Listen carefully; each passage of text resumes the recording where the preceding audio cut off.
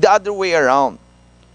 The administration would say, we will not recognize the jurisdiction of the ICC because the judicial system in the Philippines is very well functioning. My question is, what would be your stand? Yeah, Your Honor, I think our stand is not qualified. So we will perform the mandate of the office of the Commission on Human Rights as an independent agency of the constitutional office, Your Honor, pursuant to its mandate of to protect and promote and prevent human rights violation. And I think if that entails coordination with the agencies of the government or other agencies or other organizations, we would perform that mandate, Your Honor, as an independent body, Your Honor. Last question. I am pretty sure you are aware of the Pangilinan versus Cayetano case.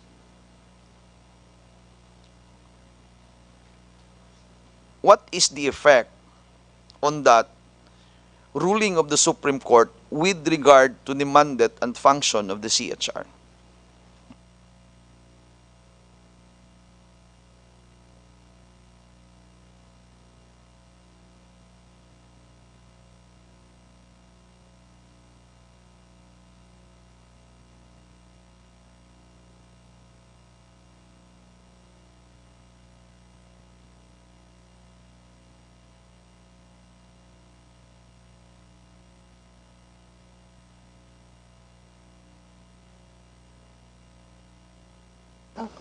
Yeah.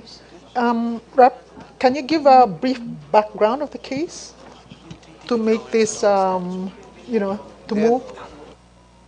The case was filed by Senator Kiko Pangilinan together with the senators questioning the withdrawal of the former president from the Rome Statute. That's exactly the question there.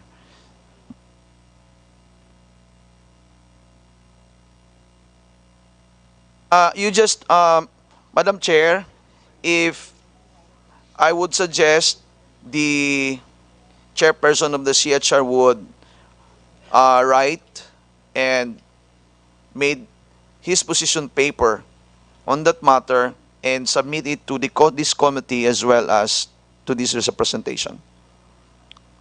Thank you. We will do that, Your Honor. Is that your last question, Rep. Gonzaga? Yes, ma'am. Okay, thank Yes, you ma'am. very much. Next, for the second round, we have Rep. and former APRO Chair, Ed Selagman.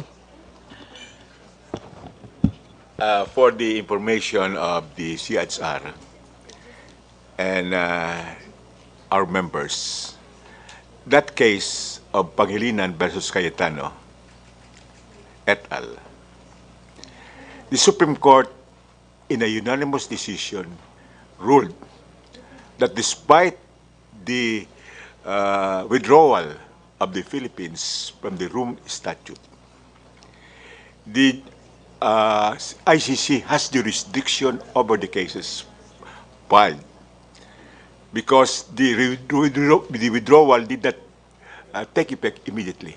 It took effect 1 year after the withdrawal was filed, and that is pursuant to the provisions of the Rome Statute. So the stance of the government of not cooperating with the ICC is in direct contradiction to this Supreme Court decision. And the position of the CHR to cooperate with the ICC is consistent with the Supreme Court decision. Now, on complementarity,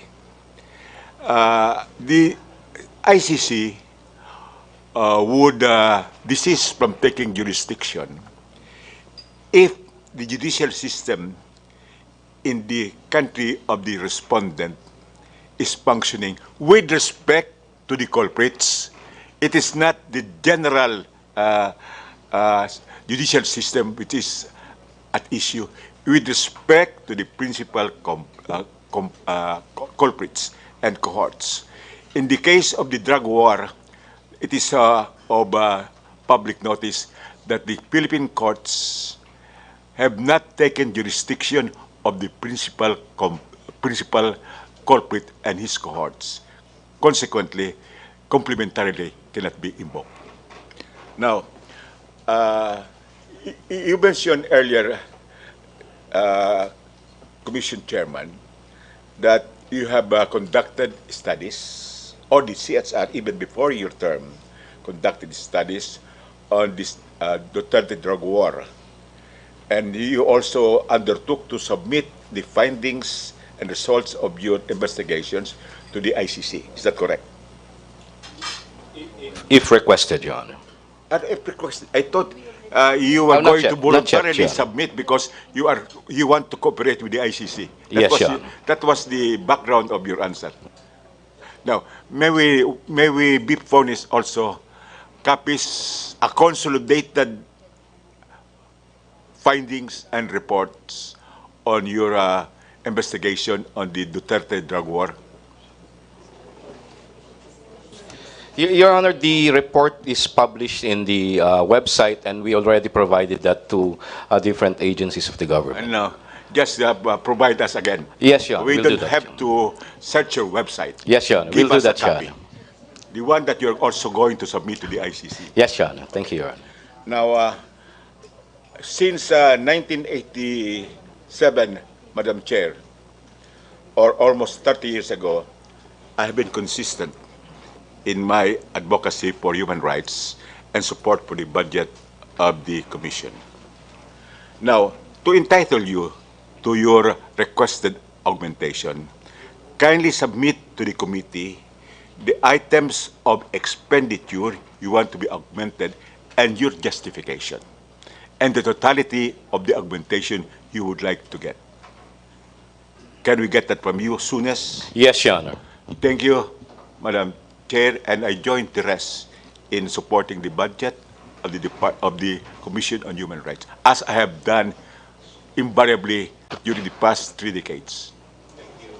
Thank you very much, Your Honor. Thank you very much. We know that Representative Edsel Lagman has always been a human rights defender ever since.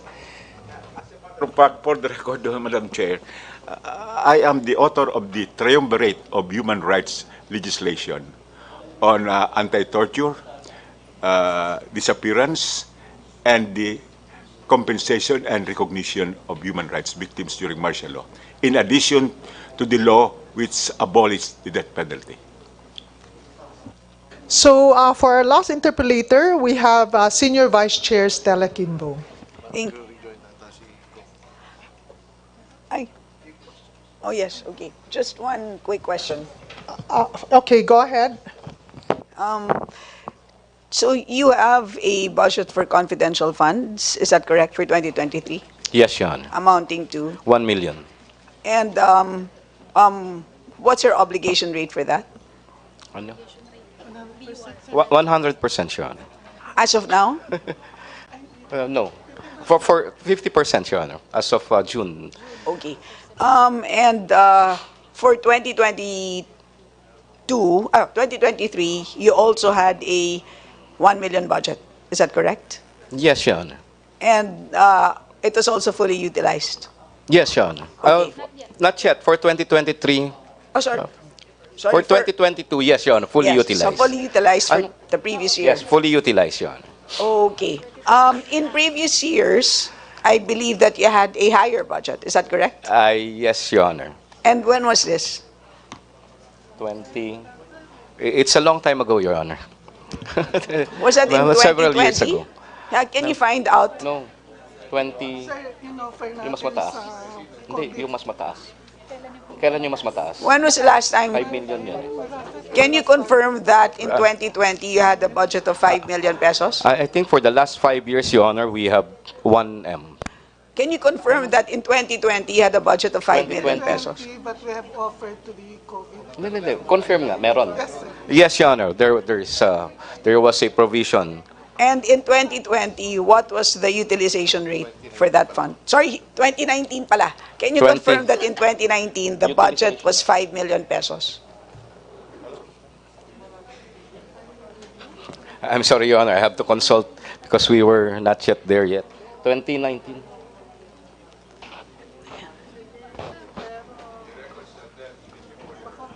Yes, Your Honor, but Yeah, in short, when it was much higher than 1 million pesos, I would like to know how well you used it, right? So in short, gusto natin malaman kung yung 1 million pesos ngayon ay kulang na kulang.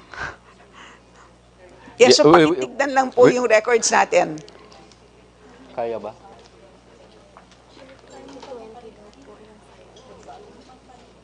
It was provided in 2020, Your Honor. The 5 million peso budget. Yes, Your Honor. And what was your utilization rate in 2020? Anong 100%? 100%, Your Honor. Okay. So, this is your chance, Chair. If you feel like there's a need to augment that particular budget item, you have the floor, sir. Yes, of course, Your Honor.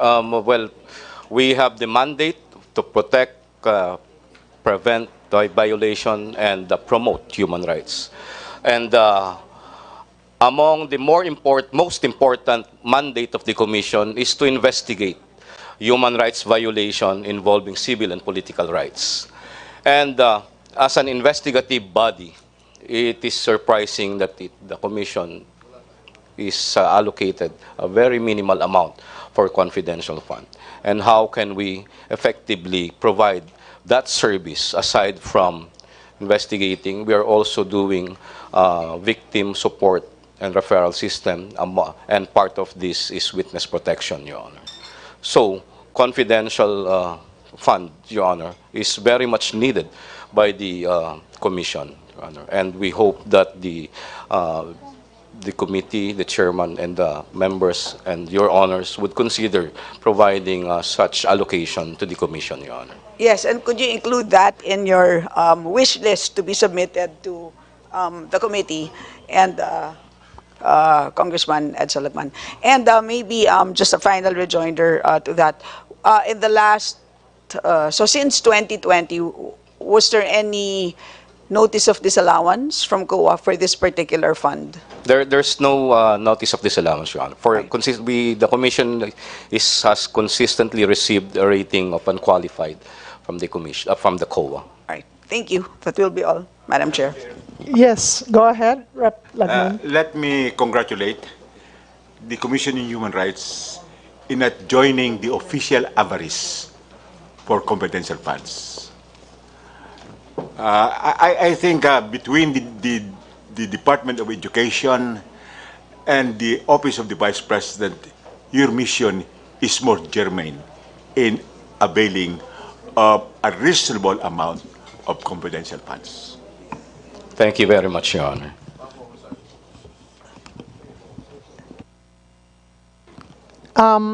For the second round, we have Rep. Oh, no, sorry. May sasabihin kayo? Second round, okay. Vice Chair Roel Gonzaga is recognized. Thank you. Madam Chair, this commission is an independent commission. In fact, it is a constitutional created body under the Constitution. Now, this office existed since the Constitution existed. Now, you've been there while I was a student. My question is, sa nandyan yung CHR, I know your power under the Constitution. You can investigate on its own. Yes, Your Honor. May investigasyon ba kayo with regard to cases that could be filed against the former president?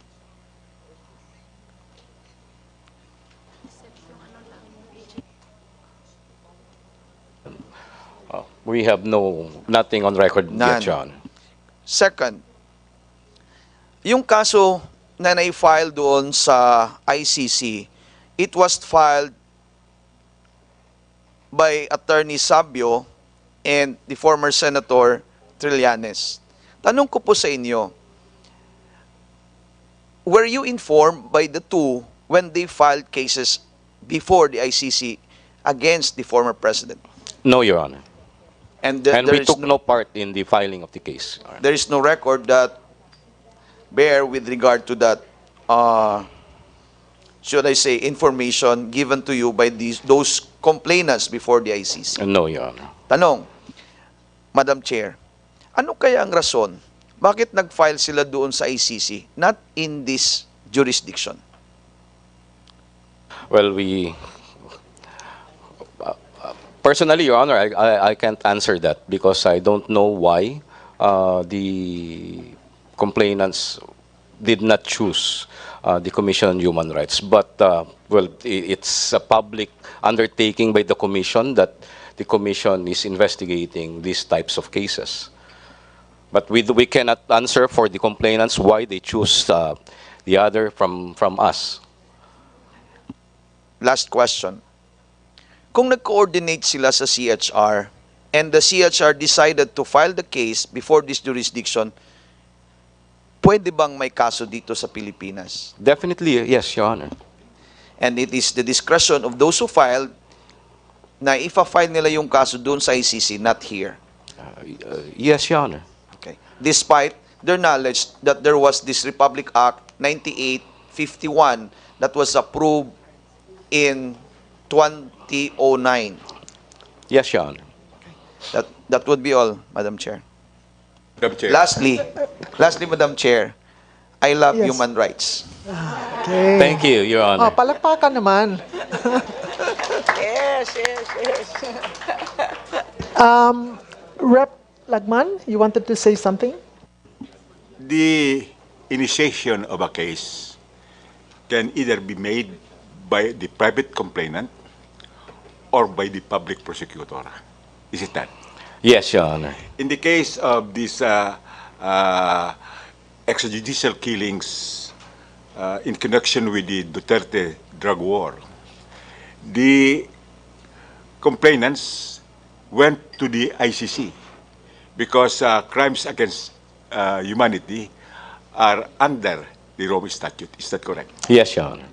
But common crimes like killing, murder, kidnapping, etc., can also be filed before the domestic forum. Is that Yes, correct? Your Honor.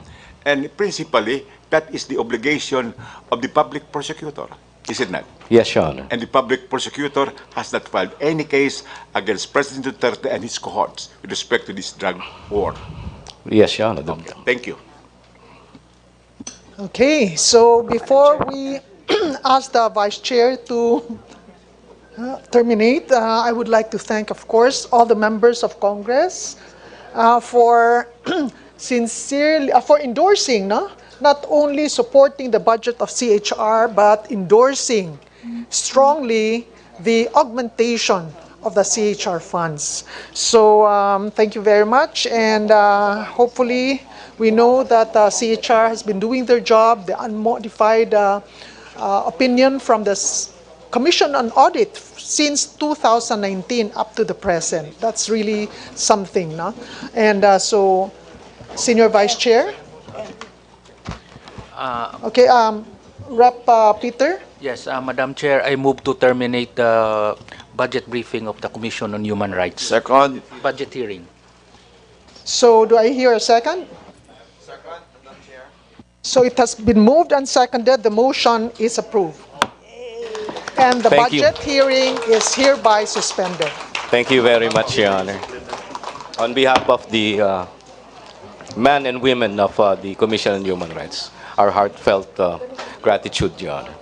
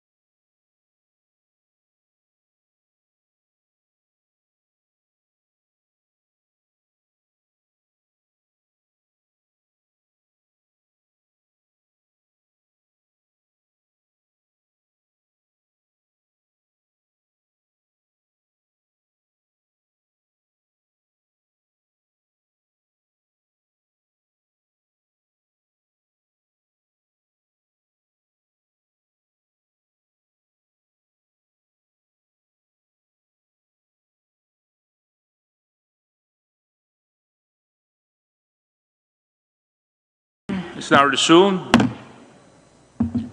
Before the Committee on Appropriations is the Department of Labor and Employment. The Chair instructs the Committee Secretary to please acknowledge the guests and resource persons for the said department. Comsec. Magandang umaga sa lahat. For today's budget briefing, the House Committee on Appropriations would like to acknowledge the presence of our